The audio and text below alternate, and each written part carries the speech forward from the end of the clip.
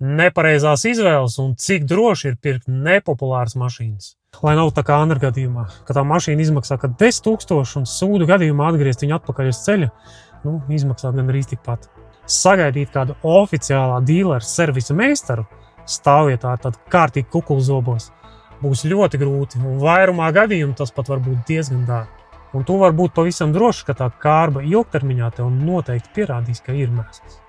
Jā, dažiem Volvo arī tās kārbas nāk, tiem, kas vēl nezināja. Un ar visu to tāpat jau reizēm gadās iesaisties tajā kupenē. Un to, ka tur nav riskanti agregāti kā tādi, protams, ka ir.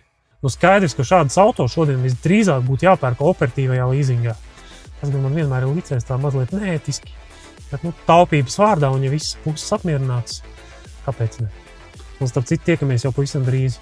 Mums ar Andru vēl jaunā gada apsveikums jums drīz jāpublicē.